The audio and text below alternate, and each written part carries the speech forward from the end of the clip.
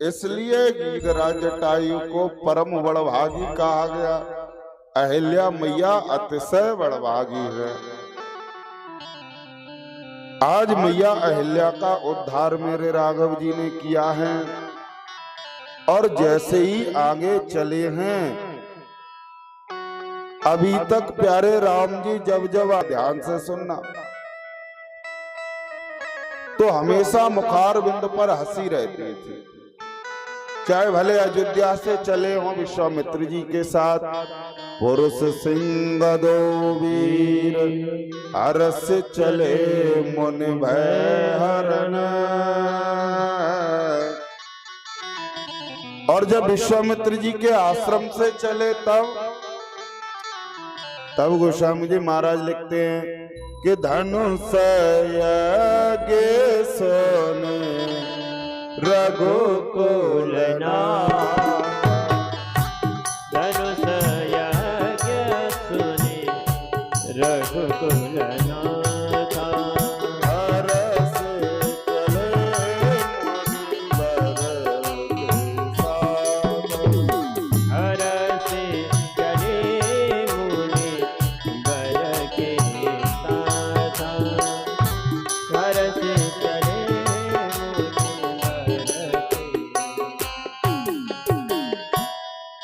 आज हर्षित होके हर जगह से राम चलते हैं। चाहे वो अयोध्या से चलना हो, चाहे विश्वामित्र जी के आश्रम से चलना हो, लेकिन जैसे ही अहिल्या मैया का उद्धार किया, अब जब गौतम जी के आश्रम से राम जी आगे चले तो मुखार विंद की हंसी गायब हो गई। चले राम लक्ष्य मन मुनि संगा, गए जहां जग पावन गंगा। प्यारे, आज राघव जी के मुखारविंद की हंसी चली गई। क्यों? क्योंकि मेरे राम जी के हृदय में एक भाव है प्यारे, कि मैं क्षत्रिय वर्ण में प्रकट हुआ हूं और एक ब्राह्मण की धर्मपत्नी को अपने चरण का स्पर्श कराया है। इसलिए मुझे कहीं न कहीं इस पाप का प्रायश्चित करना चाहिए। अब आप कहोगे क्या राम जी को भी पाप लगता है? नहीं लगता है। फिर क्यों कर रहे हैं? ये हमको और तुमको बताने के लिए कर रहे हैं। आज राम जी ने कहा, गुरुवर आगे तो चल रहे हो, लेकिन ऐसी जगह चलो जहां ये मेरे मन की प्रसन्नता पुनः लौट के आ जाए। और प्यारे, जब मन में पाप का भाव आ जाए, मन में ऐसा भाव आ जाए कि मुझसे कुछ गलत हुआ है, तो कहां जाते हैं हम और आप? गंगा जी की गोदी में जाते हैं। आज राम जी चले हैं। चले राम लक्ष्य मन मुनि संगा, गए जहां जग पावन गंगा। आज गंगा मैया की तलहटी में राघव जी पहुंचे, और पहले जैसे ही गए गंगा के पास, एक क्रम सीख लो प्यारे। क्या क्रम है? हम और आप भी हरिद्वार जाते हैं, मैया में डुबकी लगाते हैं, लेकिन जो क्रम मेरे राघव जी कर रहे हैं, वही क्रम हम सबको करना चाहिए। जब भी कहीं तीर्थ में जाओ तो सबसे पहले उस तीर्थ के महत्व को सुनो। एकदम से डुबकी नहीं लगानी है उसमें, तो बोले उसके महत्व को सुनना चाहिए।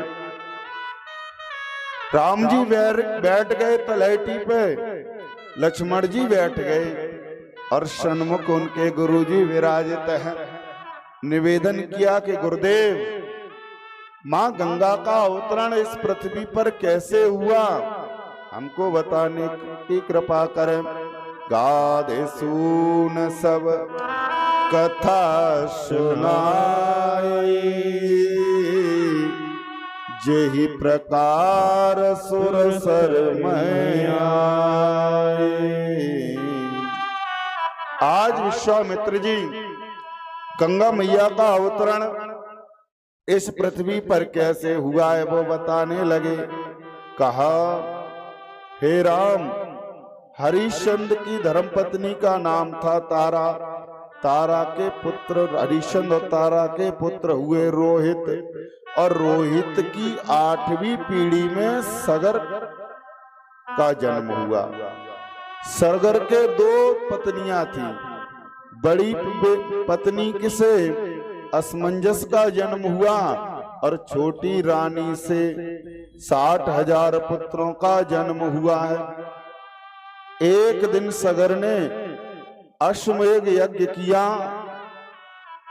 यज्ञ का घोड़ा ढील दिया गया। इंद्र ने उस यज्ञ के घोड़े को चुरा लिया और कपिल मुनि के आश्रम में जाकर के बांध दिया। जैसे यह खबर लगी कि अश्वमेध यज्ञ का घोड़ा कहीं गायब हो गया है, तो 60,000 सगर पुत्र उनको खोजने के लिए चले हैं। और उस घोड़े को खोजते खोजते कपिल मुनि के आश्रम पे पहुंचे। कपिल मुनि ध्यानस्थ थे, ध्यान मग्न थे, अपने चित्त को उस परमात्मा में लगाए हुए थे। लेकिन ये 60,000 सगर पुत्र जैसे ही देखा कि हमारा घोड़ा तो इनके आश्रम पर बंधा है, और मन में ऐसा भाव आ गया कि ये कितना ढोंगी है, हमारे यज्ञ के घोड़े को चुरा करके अपने आश्रम पर छुपा लिया है और स्वयं तप का बहाना कर रहा है। इसलिए कपिल भगवान का इन 60,000 सगर पुत्रों ने अपमान कर दिया। क्रोधित होकर के भस्म कर दिया कपिल भगवान। बहुत समय जब व्यतीत हुआ, ये लौट के नहीं आए, तो असमंजस के पुत्र थे अंशुमान। असमंजस ने कहा कि बेटा अंशुमान, देखो तुम्हारे पुरखा कहाँ गए हैं। और जैसे ही अंशुमान ने आए, देखा कपिल भगवान के आश्रम पर सभी 60,000 भस्म हुए पड़े हैं।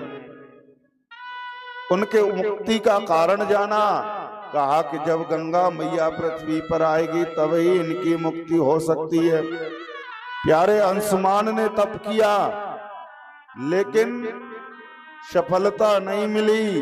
अंशुमान के पुत्र हुए दिलीप। दिलीप ने तप किया, लेकिन फिर भी सफलता नहीं मिली। और दिलीप के पुत्र हुए भागीरथ। भागीरथ ने जब तप किया तो गंगा मैया प्रकट हो गई, और गंगा मैया ने प्रकट होकर कहा कि भागीरथ, मैं पृथ्वी पर तो चल सकती हूँ, लेकिन मेरा प्रवेग इतना है कि पृथ्वी सहन नहीं कर पाएगी। आप ऐसे व्यक्ति को तैयार कीजिए जो हमारे वेग को धारण कर सके। और फिर भागीरथ जी ने शंकर भगवान का तप किया है।